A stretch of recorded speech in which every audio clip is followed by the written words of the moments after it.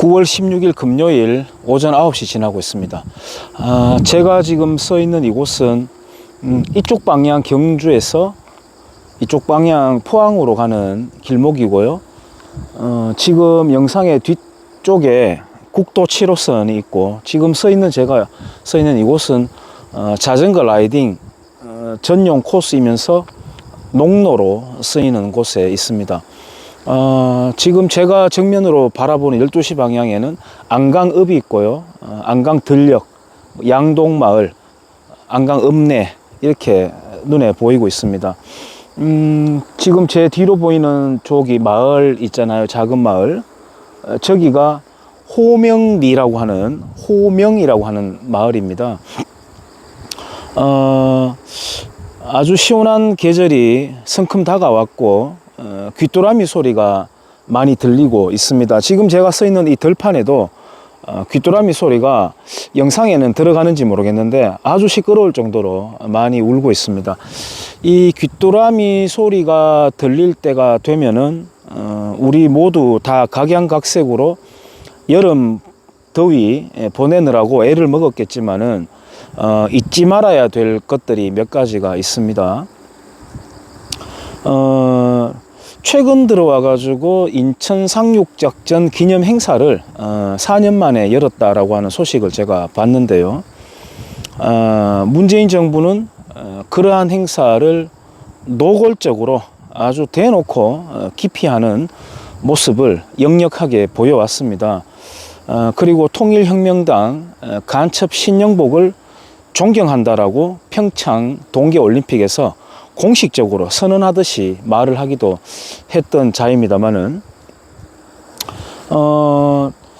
인천 상륙작전의 그야말로 성동격서로서 양동작전으로서 펼쳐졌던 작전이 바로 장사해안에 상륙했던 작전이었습니다. 그것은 비단 양동작전 성격만이 아니라 지금 제 뒷배경에 있는 저 국도 7호선이 연결되어 가지고 북괴군의 보급로로 사용되면서 부산으로 침투하는 길목을 끊어놓고자 하는 그런 역할도 해드렸습니다.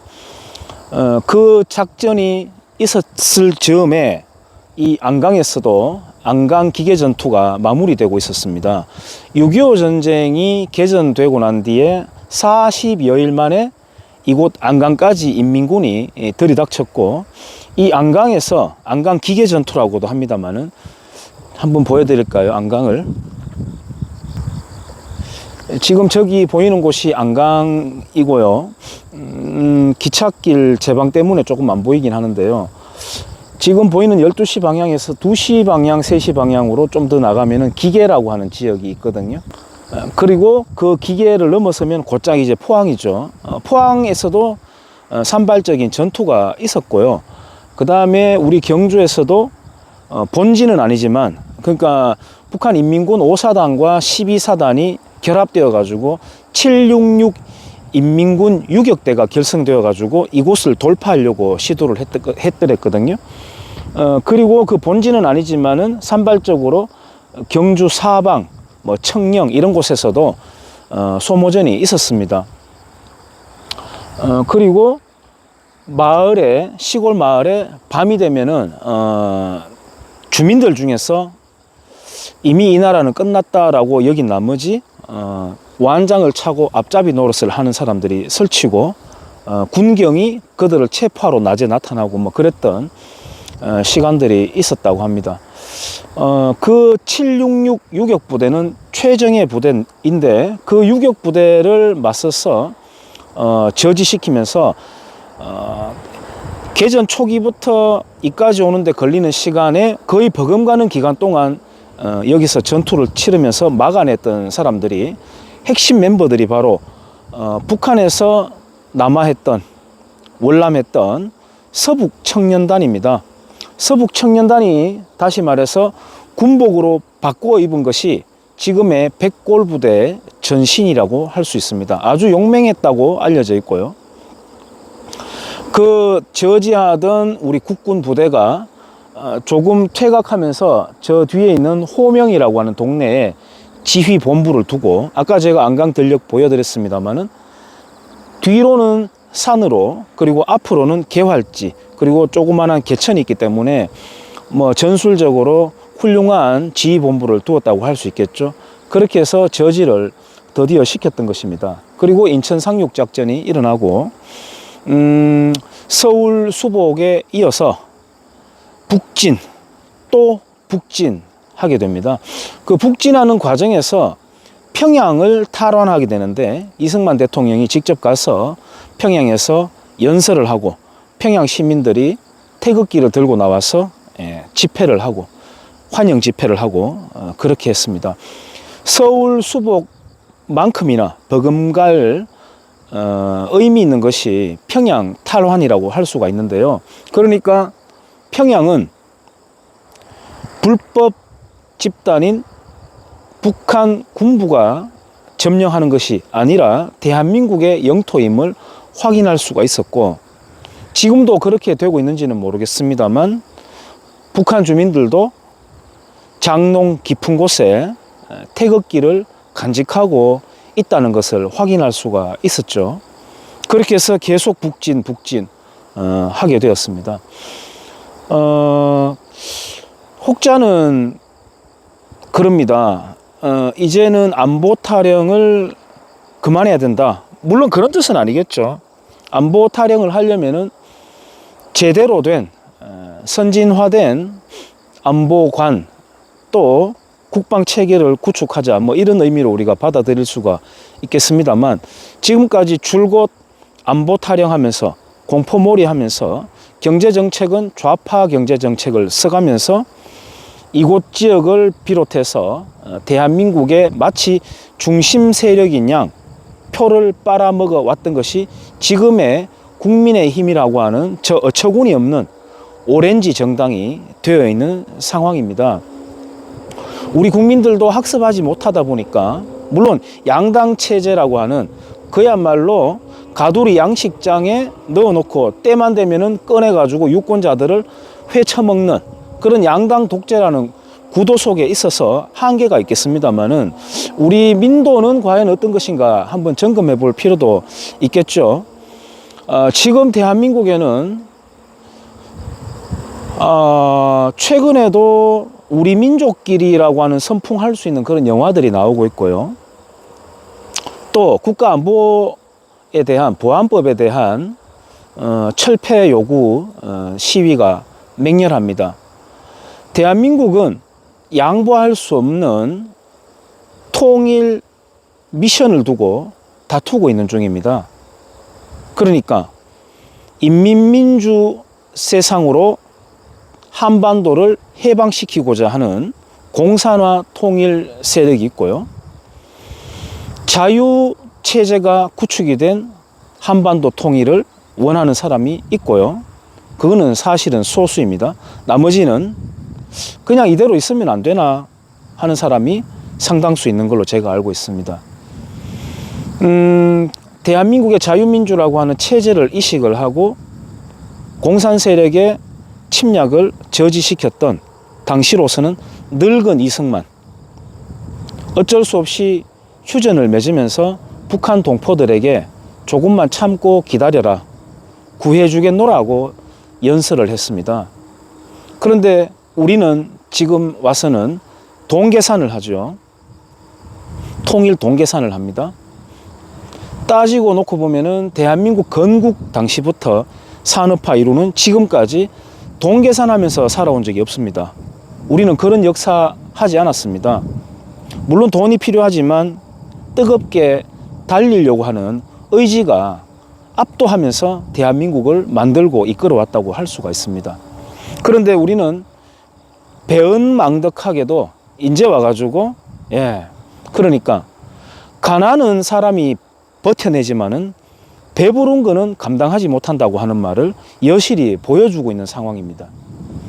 그래서 지금 대한민국에는 맹렬한 종북주의자들의 인민민주화 통일 미션이 추진되고 있고, 나머지는 그냥 배부른 소처럼 가만히 멀뚱히 눈을 이리저리 굴리면서 지켜보는 그런 상황에 있습니다. 그러므로 그것을 알아보고, 다시 말해서 지금의 대한민국 좌익들은 세련된 자본주의의 외투를 걸치고 새빨간 속내를 감추고 있죠. 하지만 그걸 알아보는 사람이 있습니다. 근데 그걸 알아보고 경각심을 일깨우려고 하는 사람은 극우라고 칭해집니다. 요즘 들어와서 불쑥 더 한층 더 극우라고 하는 표현을 유행어스럽게 쓰고 있는데, 그거부터 막아내야 되거든요. 원래 좌익 진영은 범세계적으로 용어를 선점하는 것을 굉장히 중시하기 때문입니다. 그래서 지금 그 용어가 하나 또 뺏기고 있는 상황이에요. 밀리고 있는 상황입니다. 왜 이렇게 되었느냐? 왜 이렇게 되었느냐? 대한민국의 중심 세력 임내, 정론 임내라고 하면서 줄곧 계속해서 안보파리만 해대면서 왼쪽으로 좌경화되어 왔던 저 정치 세력 때문에 더불어민주당은 과거에는 보수적 색채로 출발한 야당이었습니다만 지금은 종북정당이 되어버리고 말았습니다. 이름에서부터 통일혁명당 신영복으로부터 모티브를 따서 더불어라고 하는 이름을 붙였습니다. 손혜원 씨가 지금 그렇게 되어 있는 상황입니다. 그래서 우리가 그 용어에 위축이 되고 몰리고 또 무언가 낡은 이념을 아직까지 붙잡아 매달리고 있는 것처럼, 그러니까 그 앞단계의 일제시대에 대해서는 끊임없이 물고 늘어지는데 바로 그 앞전, 바로 그 뒷이야기, 우리에서 바로 앞 사건에 대해서는 이야기하지 않잖아요. 그거 낡은 것이라고 이야기하지 않습니까? 심지어 동학운동에 대해서도 부각시키는데 최근 사건까지, 국지적인 도발 사건까지 낡은 생각이라고 치부되기 십상입니다. 절대로 낡은 생각이 아니고 현실 속에 시퍼렇게 살아있는 이야기입니다. 최근 있었던 아까 말씀드렸던 장사 상륙작전 기념관이 장사리 해변가에 LST 함선 모양으로 되어가지고 기념관이 개관이 될 때 그 배 외벽에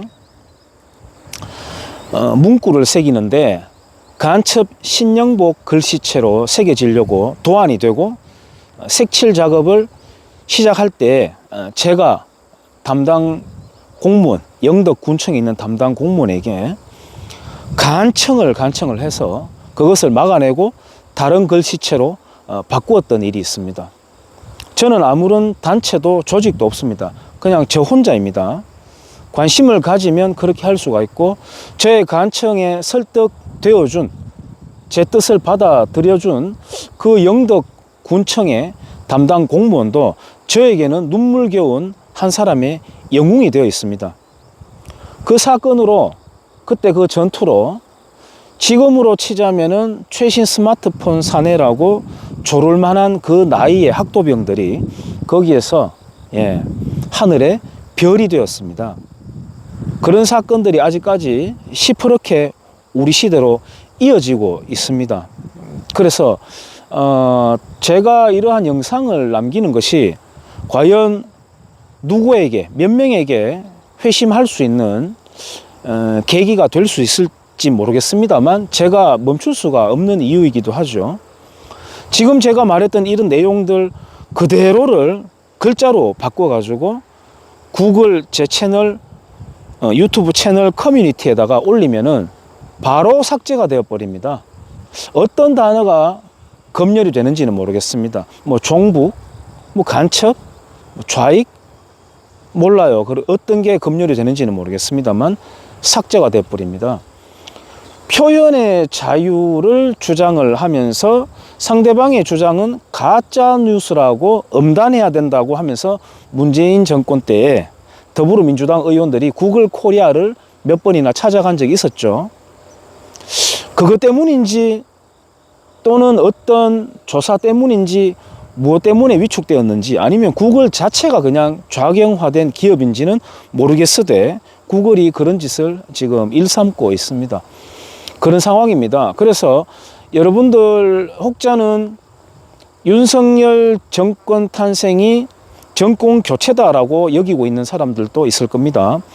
사실은 저도 내심 예를 들어서 어쩔 수 없이 이재명과 윤석열이다라고 봤을 때는 윤석열 정권이 그나마 다행이다라고 하는 느낌은 갖고 있습니다. 솔직히 말해서.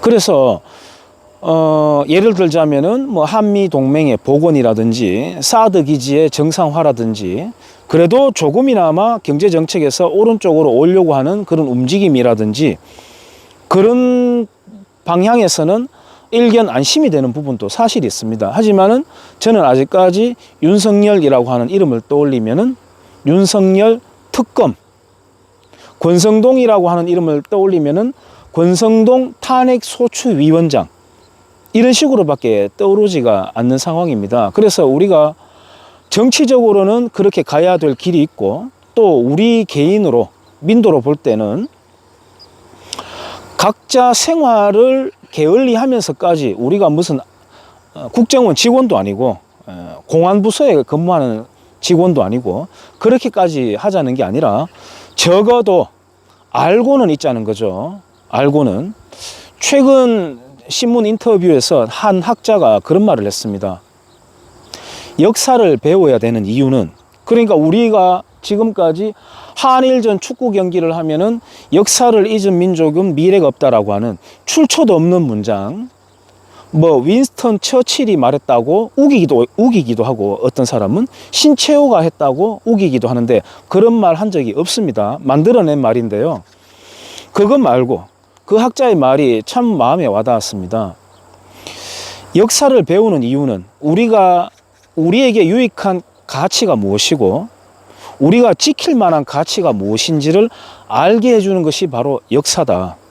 그러니까 우리의 자유, 우리의 소유권을 침해할 수 있는 세력과 투쟁할 수 있는 그 싸움의 정신, 투쟁 정신을 일깨워 줄 수 있는 것이 바로 역사라고 할 수가 있겠죠. 그러니까 우리가 역사 공부를 해야 되는 목적이 있는 것입니다. 제가 자전거 라이딩 다녀오다가 지금 시점이 그렇기도 해서 이 안강이 보이는 곳 그리고 당시에 지휘본부가 있었던 호명리라고 하는 동네를 뒷배경으로 해서 영상을 한번 남겨봅니다. 감사합니다.